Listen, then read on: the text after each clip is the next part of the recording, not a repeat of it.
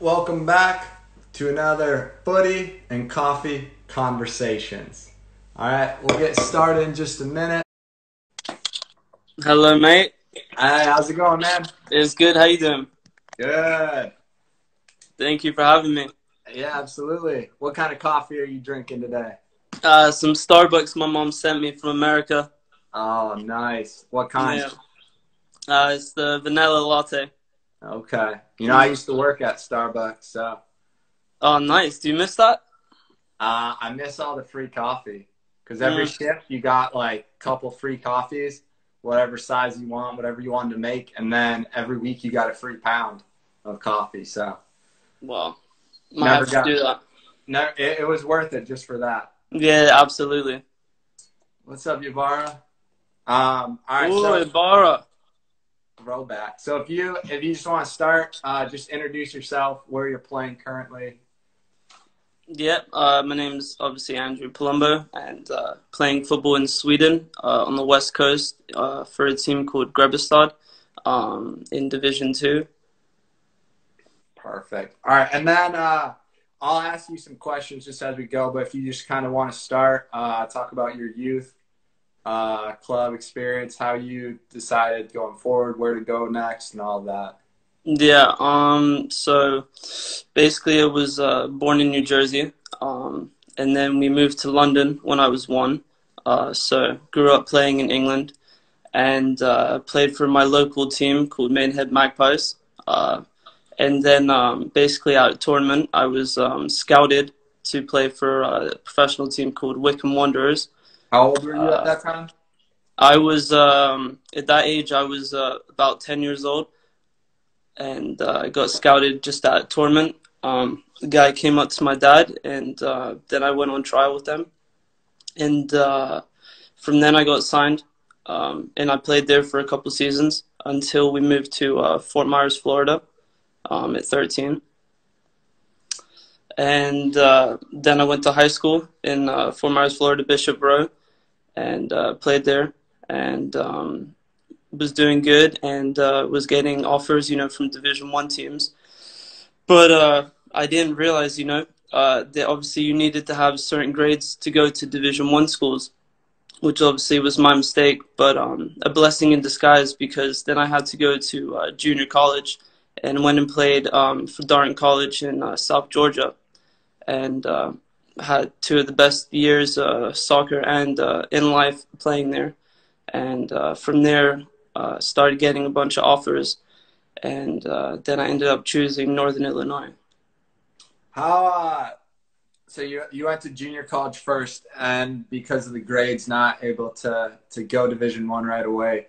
Yeah, What was the experience mentally with that? Because obviously that's some adversity at a younger age. You don't think of academics being an important part of it for athletics, but obviously in the U.S. that becomes a bigger factor than maybe overseas. yeah. My mom, obviously my parents always pushed academics, but you know, naive me, I wasn't taking school seriously, and that's how it works in America. You have to have good grades to go to top universities, and then I had to go to junior college, and obviously I didn't realize this till my senior year, or I would have corrected this mistake that I was making. But going junior college was honestly the best thing ever. I met guys that I'm still friends with to this day, and we killed it. We were number 1 in the nation both years and went to the national semifinal both years. It was all American, and it was amazing. And actually, from going to junior college, I got much better offers from bigger universities and all full scholarships. Which, when you're in high school, they sometimes try to lowball you. But when you're coming from junior college, you're obviously much older, and you're going into your junior year, not freshman year. So you're coming to that school to be a starter, not be some young kid who's going to have to develop. Yeah, I think too. When I hear that part of your story, it seems to be kind of a common theme with younger players is, at least in our generation coming up, of how little knowledge of things we knew how it worked, whether that be the scholarship process, whether that be what academically had to be done to make yourself eligible for schools.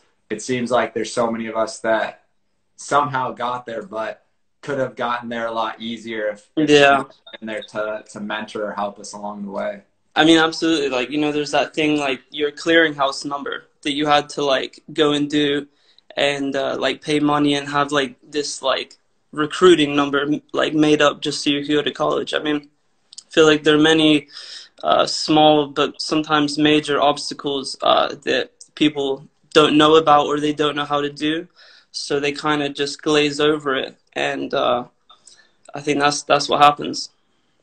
So then you decided to go to NIU, which coincidentally enough, our last guest, also an NIU player. Yeah, Sean Toth. So, apologies you had to play with him, but it was a fun year. You know, honestly, it could have been a lot better. No disrespect, if we could have had the coach that you and me shared at Bridges, Brett Hall. I mean, that would have been like the best 2 years ever at that school because we had a great team. Yeah, so talk about a little bit about the college experience there. What position you were playing there? I don't know if you have your favorite goal there, funny story, something. Yeah, like at Northern Illinois, you know, I was scouted at Darton and I was playing striker.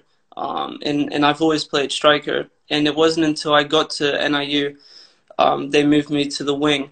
And that was when I started playing winger, which now I obviously play to this day. Yeah, we had some good teams and some good memories there.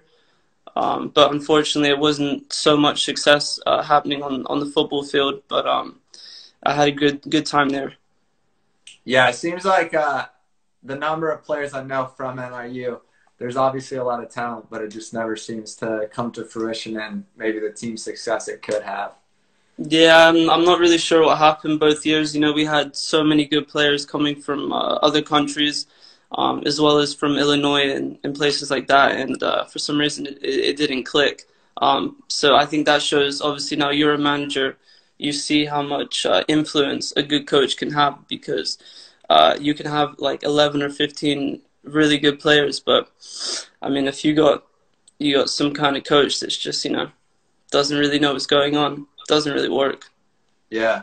What was the experience the first winter in Chicago? What was that like? Couldn't have been. Mate, it was brutal because, you know, obviously I lived in England, but I lived in South England near London, and we don't get snow like that. And I remember my first recruiting trip at NIU, the coach was telling me, like, you know, just it's going to be very cold here. And when I arrived, it was like snow everywhere. I think I turned up in like a jumper, didn't have a jacket, and I was freezing, but I still decided to go there, and you know, I'm happy I went there. But it was freezing. Yeah, my freshman roommate in college came from Texas to Indiana, and I remember the first time it snowed, he was so excited because he had never seen snow before, and so he went running outside like a little kid. Yeah. And he was in the parking lot and he hit black ice. Ooh. Because he had no idea, you know, like, oh, there's ice in the parking lot. And he scrapes his shit up. And I remember, like, from 10 minutes of being the most happy to see snow, and then 10 minutes later, just like, I hate winter. This is the worst. Yeah, what a disaster. Yeah, I think the ice is the worst part. Like, when I would go to class, the amount of people you would see running and just falling and, like, destroying their body. We had a bell tower in the middle of our campus, and it was pure ice, but like freshmen wouldn't know about it or people visiting. And we could have made the best YouTube videos looking back at people fighting it. It's like an ice rink. Yeah. So then, so you graduate from NIU, and then when you were at NIU, was playing professional the goal at that point, or was it?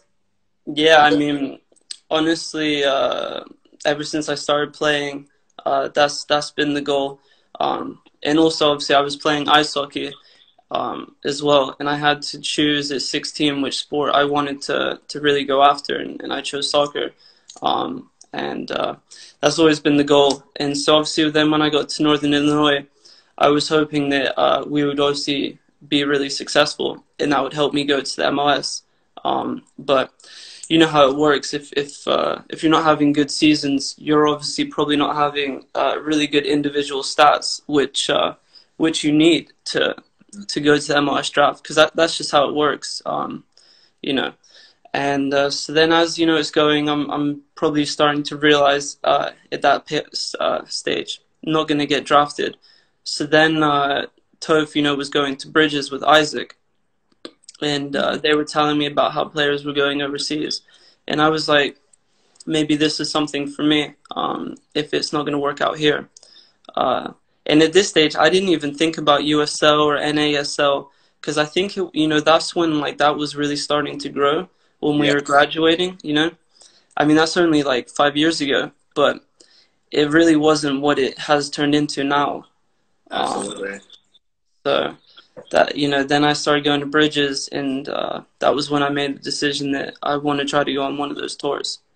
What year was that you went the first time to Bridges? 2015, that summer. Okay. So do you go on the trip that summer then? Huh? Did you go on the trip in 2015? Yeah, in that summer. Okay, how was that? Oh, it was amazing. We had a great group of guys, and we were good in almost every game.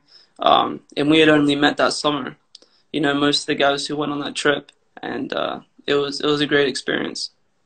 You have any funny stories from that Bridges trip? There's always characters on those trips. Oh, mate, so many characters. I think, you know, one of the funniest is probably, you know, when you get there and you go to Lidköping, and at first they put you in the girls' locker room. I think that's one of the funniest experiences. I mean, I have a picture still saved on my phone. It's just like, what was it, like 20-something people all crammed into locker rooms and like sleeping on yoga mats. Some of the stuff that was going on in the middle of the night, you know, people like setting off alarms and just all types of crazy stuff. And Brett coming in screaming. It was like you were like, you know, still a child. Yeah. Did you guys have, on your trip, like set people that cooked most of the nights? Yeah, we had a couple guys that, you know, insisted on cooking. And then like the other people were like the cleanup crew. Because that's the clutch part of the trip, is if you get somebody that's a real good cook. That's a game changer. Otherwise, it's just pasta and some type of meat. Yeah, well, we had that German guy with the dreadlocks. I forget what his name was. Oh, yeah. Oh, what was his name? I remember who you're talking about. Yeah, he was always cooking. I remember him cooking. And we had some other people, obviously. So then you go on the Bridges trip. How then do you get your first professional contract from that? So, you know, we were playing all these teams, and obviously you're hoping to get trials. Was it Fritz? I think he's just messing around. He doesn't know. Yeah, I don't know. But anyways, yeah, so we were like, you know, playing, and then you're hoping for trials. And we're obviously coming in the summer transfer window. So most of the teams, you know, they've already signed all their money and is already gone, you know. So usually you're trying to get on a team that's looking for a couple players to just strengthen the team. And a team called Vara was in Division 3 at that time. And they signed me and Yonda, who's obviously a Bridges legend. Shout out Yonda. Yeah, and me and him were roommates, and we lived together and played on that team. And obviously, it didn't go as good as we would have wanted, because actually we ended up getting relegated. So that was like my first experience of playing on a professional team and getting relegated. That was obviously not good. Not the year you want to have to start. No, but a great group of guys, and that was my first experience living in Sweden, and I loved it. So you finished the first year, obviously had a great time. You get to the off season. What then are you thinking? Are you thinking going back to Sweden? Are you thinking trying? Shout out Lucas Pope. Are you thinking trying somewhere else, or what kind of are your thoughts at that point? Yeah, obviously I'm trying to move up at that point, because now we've just been relegated to Division 4, and I was really good friends with the owners and the sponsors of that team, and my contract was just a short term, so they knew I was going to go. And then I'm contacting teams and stuff, and the agent I had at the time was working with Bridges, and he wasn't really coming up with much of anything. And so then I started reaching out to personal contacts, and I was able to get a tryout with a team called Huvda, which was a few hours away.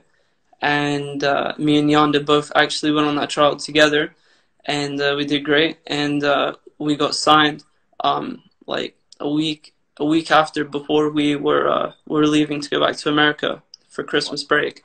So it was like super quick, and it was really good. And then you played there 1 year. Had a good season. Yeah, I was there for one season. Had a great year. We were so dominant. We won almost every game. I had a bunch of goals, and also in the Swedish Cup that we played in. And we actually won promotion to Division 1, which was great, because just went from relegation to them, one of the best teams in Division 2 that won a promotion. So I had two great experiences back to back, which was amazing. And two very different experiences. Yeah, with two very different ones, especially because the first one was only for 3 months, because that was the summer to the winter. And the next one was the whole year, and it was amazing. Now the real question is, did you have more goals than Yonda had yellow cards? I had more goals, and I think I had an equal amount of yellow cards, but he had a red card. That wasn't it. It was pretty early in the season that he got the red, right? Yeah, he was hilarious. It was what was it? It was like some cup game in the middle of some village called Mariestad, which was like 30 minutes away. And, that was like a derby.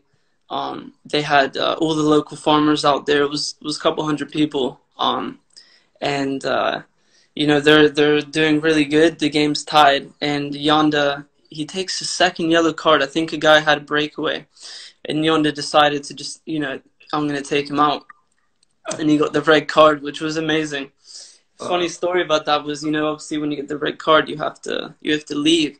So he left, and the locker room is locked.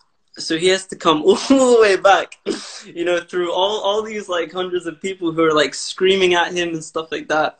And he has to ask the coach for the key to the locker room. And obviously he's like furious because he just been sent off. It was amazing. Yonda's such a good guy. Yeah, that's what I love. Is like he's like the nicest guy ever, but he will throw a tackle in if he needs to. Yeah. That was crazy, but it was a really fun year. So what happened? What happened after that? After that season? Basically, it was kind of weird when the season ended. Because our coach was so successful. Teams were after him, and in Sweden, Division 1 and Superettan Allsvenskan, they keep going longer. And there was a team in Superettan that contacted him and asked if he would come for the last 2 months to try to save them from relegation. So he immediately left while I'm like now talking to the general manager about my contract.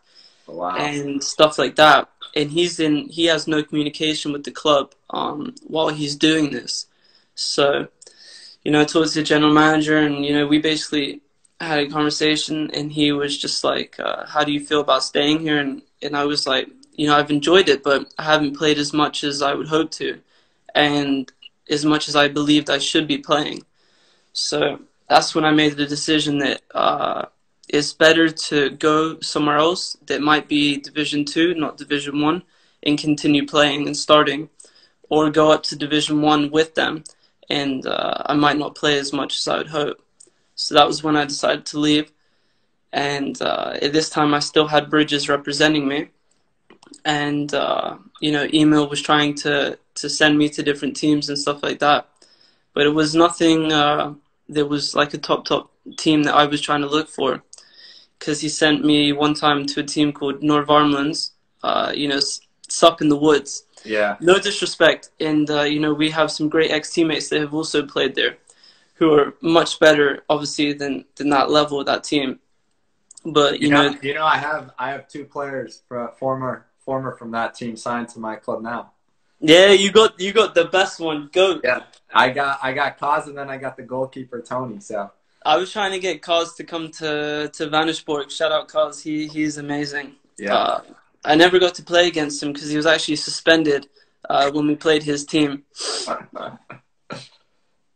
But so he sent me up there, and my first experience was just went from Hovda to go up there, and my train ride was about 6 hours. And when I get up there, get picked up by this guy who looks like Santa Claus. No lie, and got a little truck, and we get in, and then it's another hour and a half to where Nordvarmland was, and going on trial there and stuff like that, and I decided it wasn't for me, and then after that, that's when I fired email, and then I just started representing myself and using contacts that I had made, and luckily I met a couple really good people. And they sent me on trials to a bunch of teams, and ended up choosing and signing a team called Vanesborg that was in Division 2, and it was a great decision. Yeah, it's such a hard decision, I think, with agents and working on your own, and there's definitely benefits to each, and there's not like a right way to do it. I've seen people have success both ways, and I've seen people fail both ways. But it's hard because, at the end of the day, you have so few years as a player to get in and get up. So trying to figure that out quickly, you have to make decisions and just go with it. Yeah, and no disrespect to Bridges, because obviously they helped me get my foot in the door and took me to Sweden. I think it's a great idea of helping guys that want to go pro. I think everything is great, and the coach and Brett is perfect.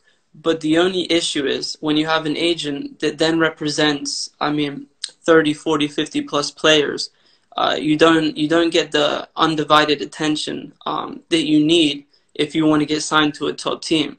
Because it's no problem for email to send players to lower divisions.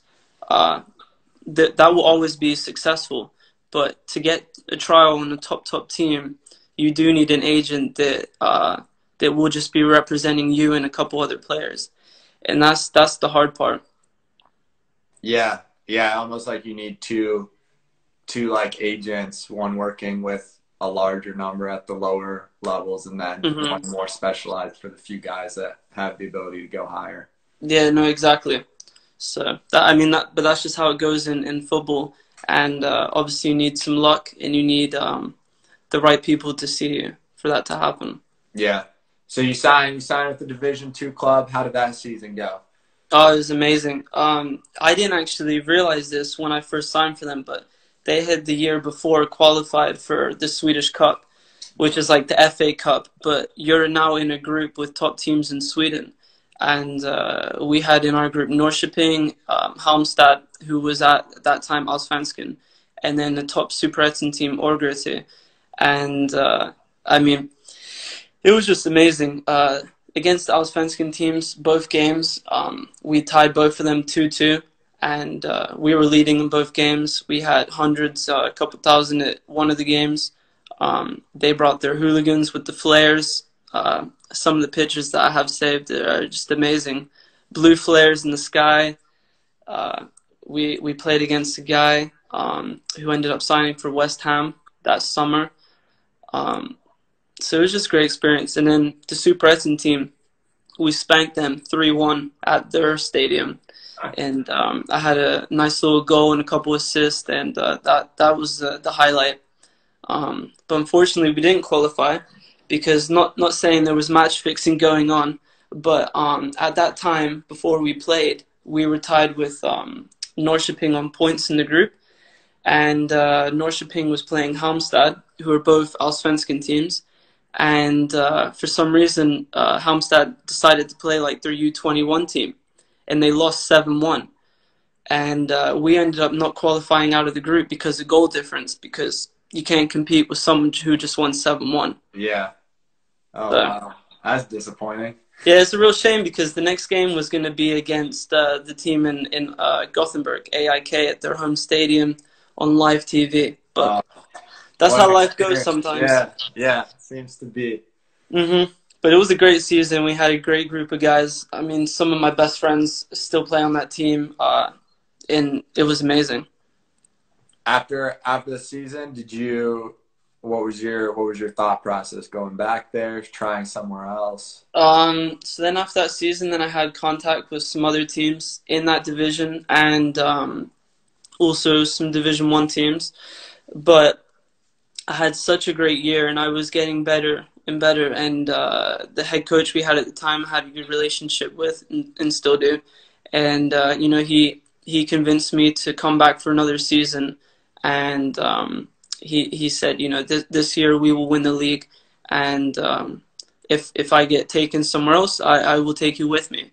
And then I come back, obviously. And unfortunately, the season didn't quite go as well as the previous year, and obviously we didn't get promoted.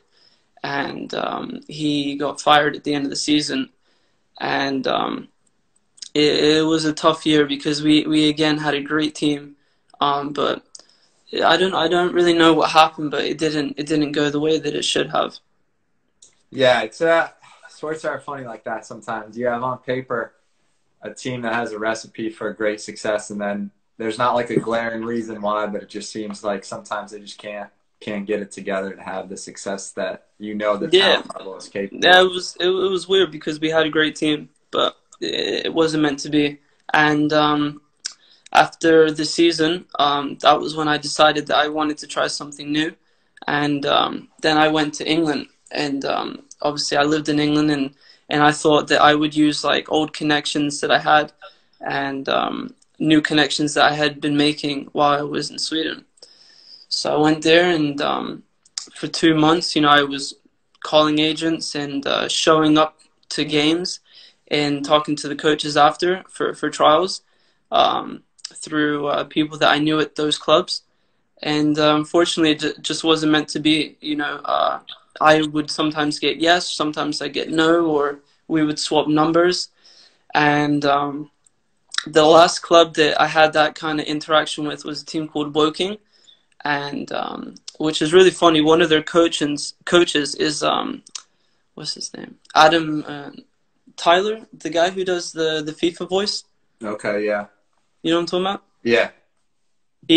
He was there, and I met him in the pub after one of their games. It was amazing because Oh, wow. he's such a big guy, and he has that voice. Mm-hmm. And I was talking to him, and it felt like a great connection. I talked to the head coach, and I actually knew his secretary through a friend. So I thought for sure I'm gonna get a tryout here. And he never called me, and I waited 2 weeks, and I was calling him, and no reply. And then I talked to the secretary lady that I knew that worked there, and she was like, "Can't believe he didn't call you back." And now, as this is going on, the Sweden transfer window is starting to pick up, and players are getting signed, and the English one is starting to close. So that was when I decided that can't stay here and just like hang around and end up like a division lower than what I'm playing in Sweden. Mm-hmm. Then I started reaching out to contacts that I have, and I ended up in a great team called Grebbestad, which was a huge blessing because it's on the west coast, beautiful little town, and the guys on this team are amazing. They had just played in Division One and got relegated to Division Two, and we're looking for new players, and that was when I got signed. And you're still with them today. Yep. So obviously enjoyed the experience and all. Yeah, I loved it. It was a great season. So obviously you signed with them again. Was there any thoughts of trying something else at the end of the season, or were you pretty confident that you wanted to go back?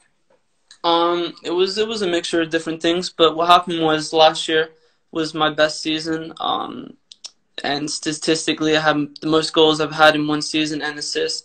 And we came second place, went to the playoffs, and unfortunately lost in the playoffs. And after the season, I took some time, went on a few different trials, but I felt like it was best to come back here and try to run it back and win the league because all the best players, except for two, didn't re-sign. One ended up retiring, and the other went to another team. But I felt like it was the best decision to come back. But unfortunately, with this pandemic, this season is kind of delayed. Yeah. Yeah. What have they said for you guys? Is the plan going forward for you guys' league? They postponed it till the middle of June, so we'll see if that happens. And then are they thinking at that point still full games or just half a season? No, they came up with this special idea. I don't know if they're going to do it with all the leagues, but with our league, we're only going to play every team one time. Okay. So that's going to be very intense. It's only 13 games. Anis, you trying to come out here? Honest, we got a couple more years in those legs. Come on. He would be a key contribution. I used to see him in practice banging in goals. Oh, yeah. Oh, he's got a nasty shot. Mm-hmm. I wasn't sure if he was a forward or a defender.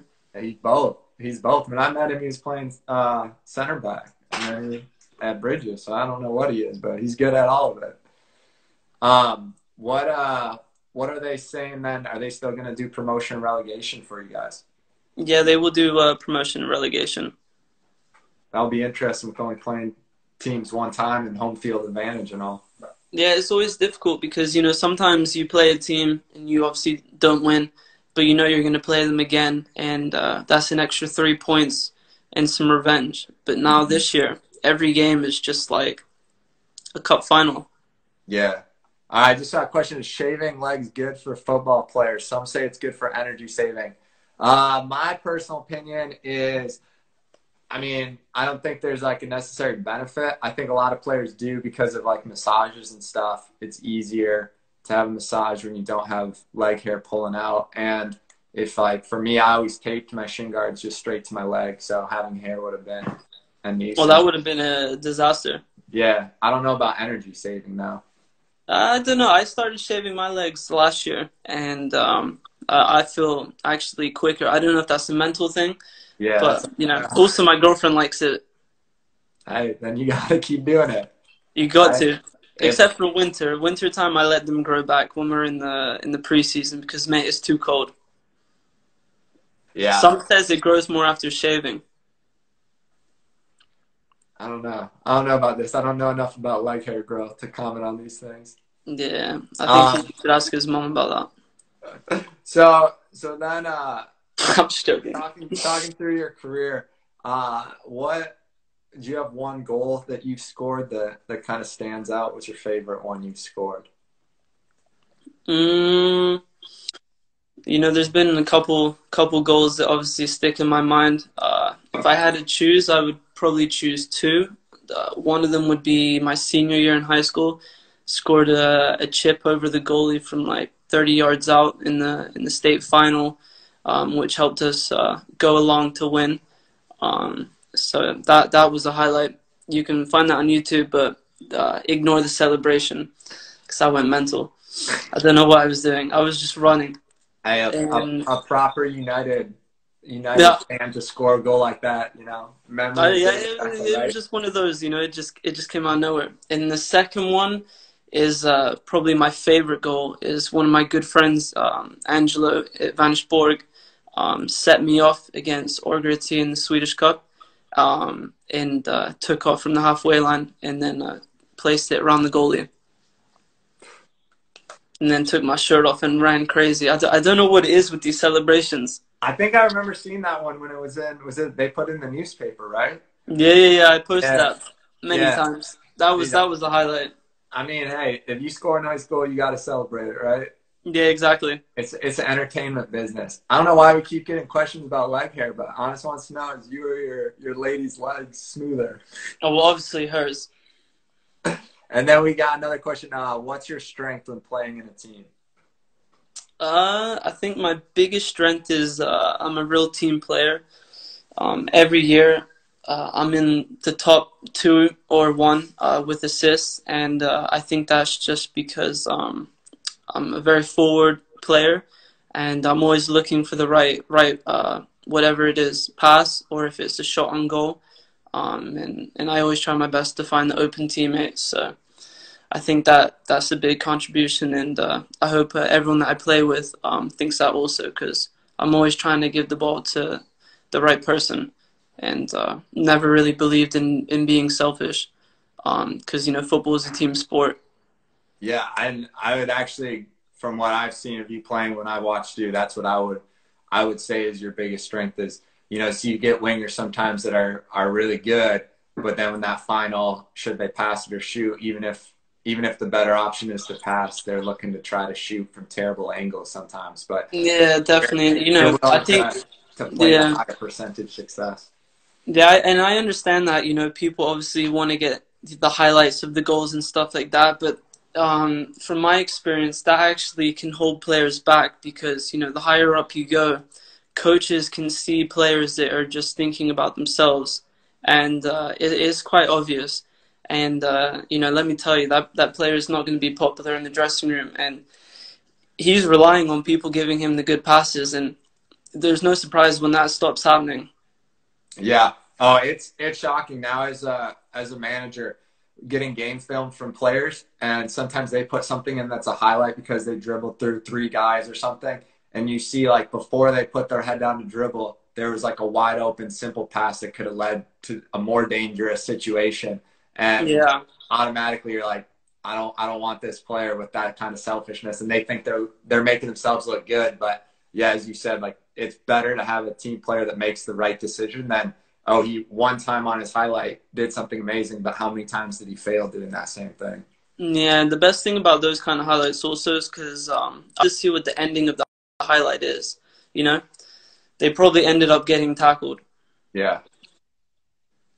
Yeah, probably. There's no secret that they don't most show people that stuff. highlights they get cut off at a certain point. Uh-huh. And don't Usually try to blame it on Instagram's 30-second rule because you could have done the 30 seconds to the finish. Yeah. But that's just how it is. Absolutely. 100%. So true. So true.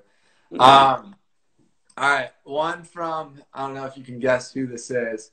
He said there's controversy. He says, you claim British, but born in Jersey.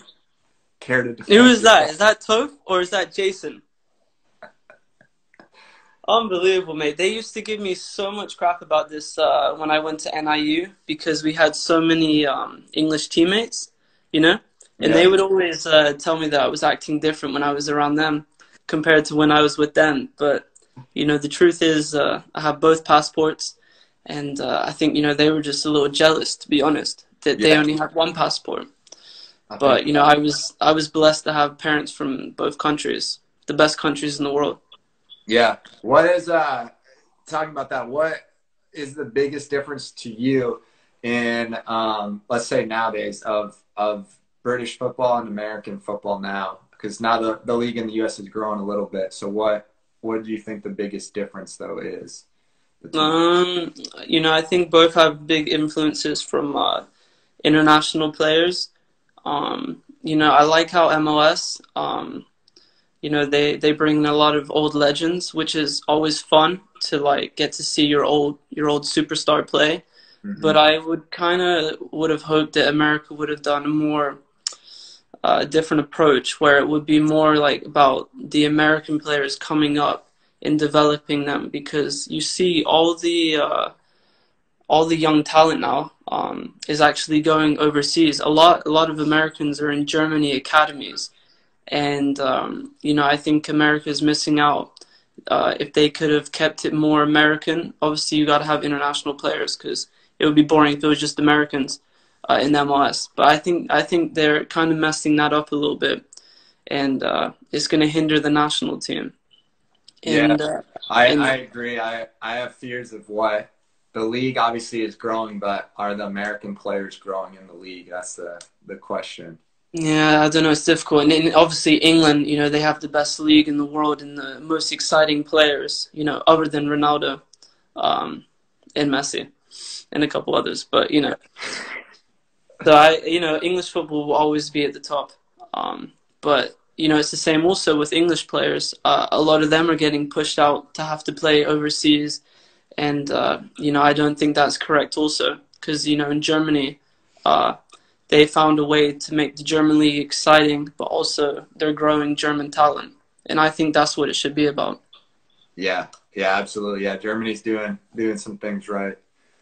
All right, Def- so I want to hear.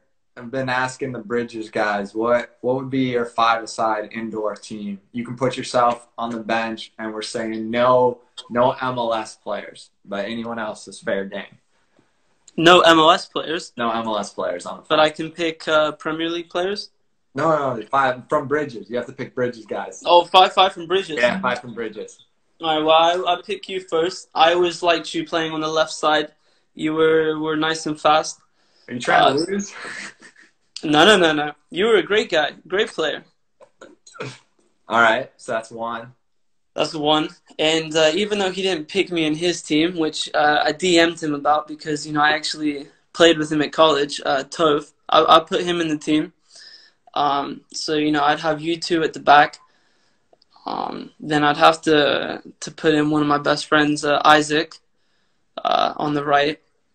He was just a great player. And I think he's still playing in Denmark. So that's three.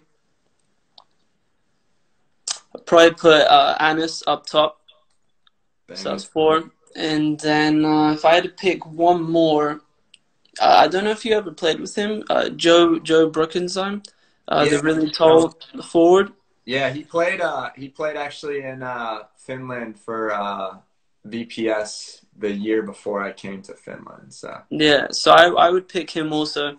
I'd play him and Isaac probably in the middle somewhere with Anis atop of them in like a little diamond kind of formation. Okay. And I think that would be deadly. I like it. I wouldn't pick a goalie. I would just have you and Tove guarding that pretty much if it came to it. Because I think with this team we would be scoring every time, so it wouldn't even matter. We'd at least win the headers if they try to chip. Yeah, exactly. I like it. All right, during this quarantine time, how are you staying ready and in shape? Are you guys training as a team? Yeah, we just started training this week. Okay, so you guys are still training then. Yeah, so before that I was just going to the gym and working out and staying fit.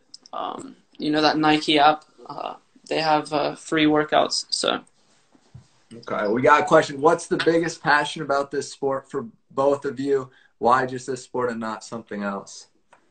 I'll go first, I guess.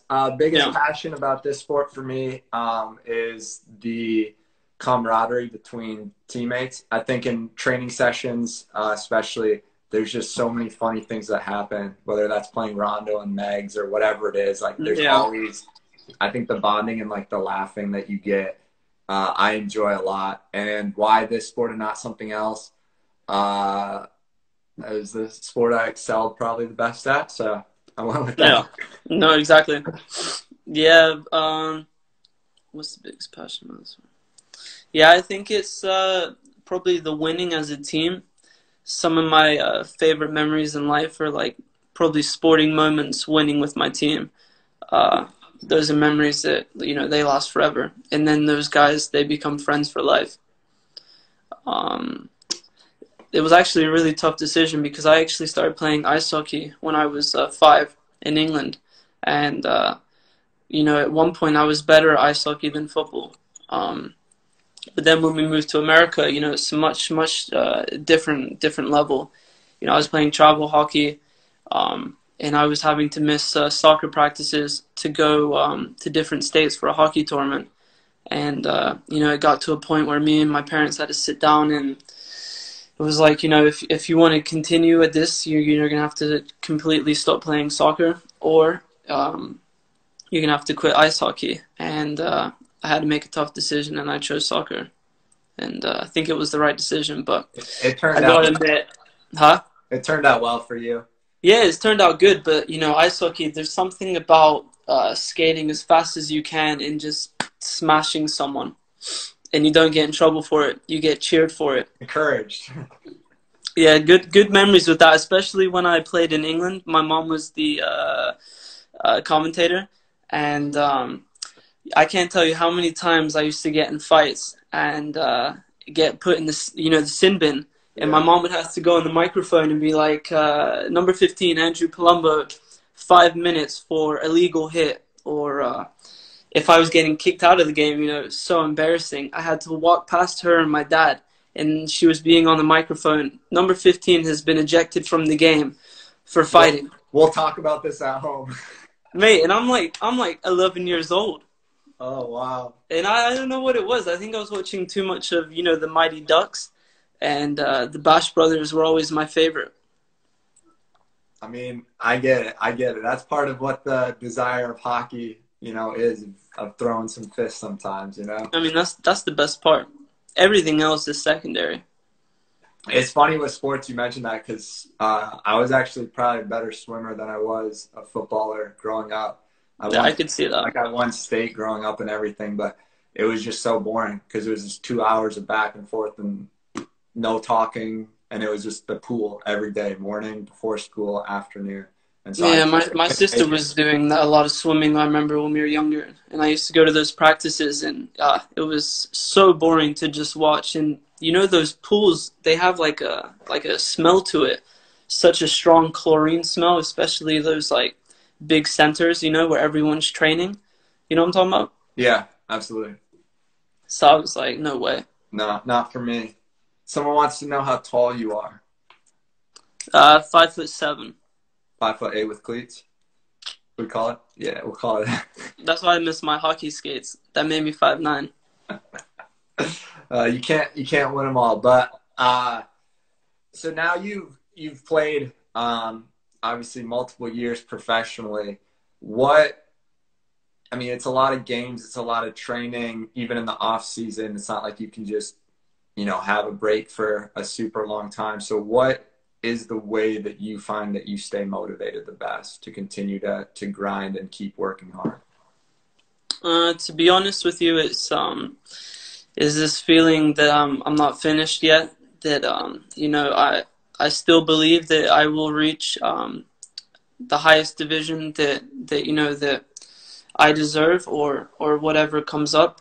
I enjoy playing in Division 2, and I play on a great team with a great group of guys, but obviously the ultimate goal is to play in the highest level.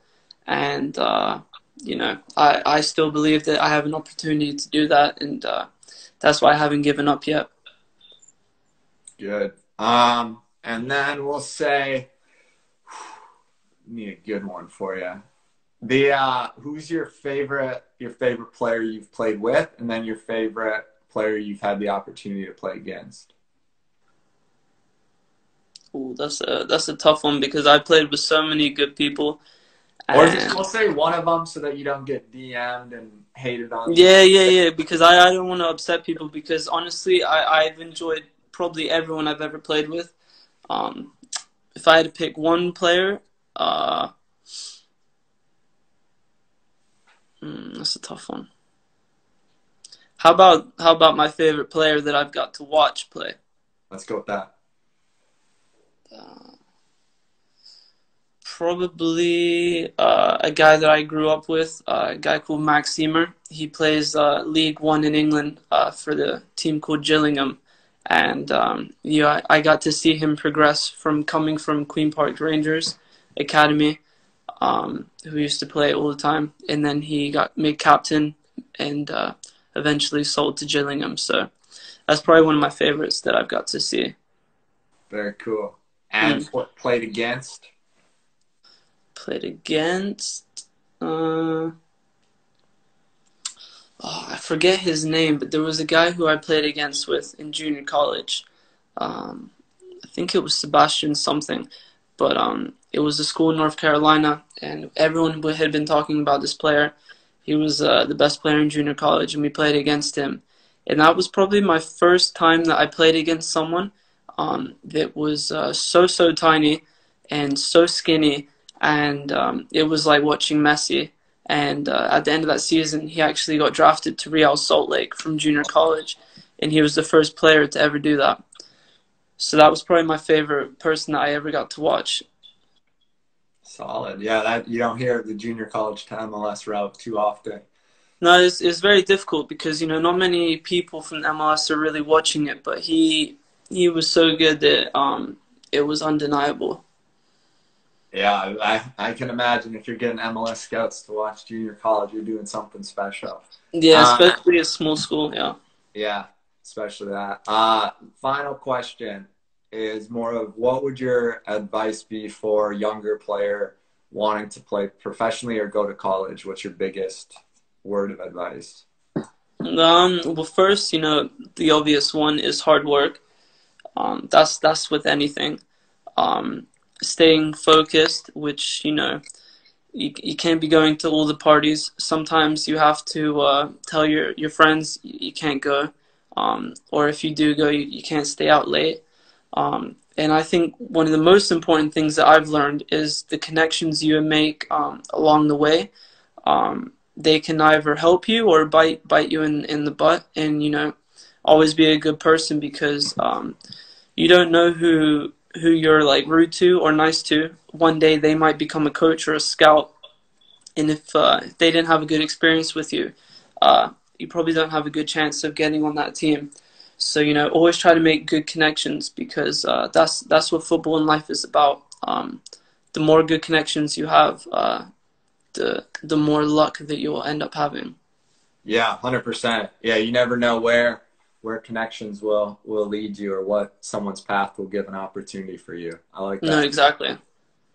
For players or younger players, if they have any questions, want to reach out with you, Instagram the best way. Yeah, Instagram is great. All right, I'll link your Instagram to it. Yeah, that would be nice. All right, man. Anything else you wanted to say, or we Nah, it's covered? good. It's good. I hope you stay safe in Finland. If you ever need a weekend trip, you're always welcome in Sweden. I might need that right now though. With the border being closed, going back, I can't. Yeah, that's difficult. But But when it opens up, yeah, once it opens up, maybe a little summer trip.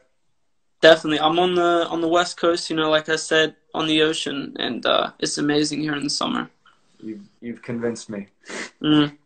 All right, man. Take care. Thank you for doing this. Have a good night. Yeah, you too, mate. Thanks for having me. All right. Talk to you later. Bye. Bye.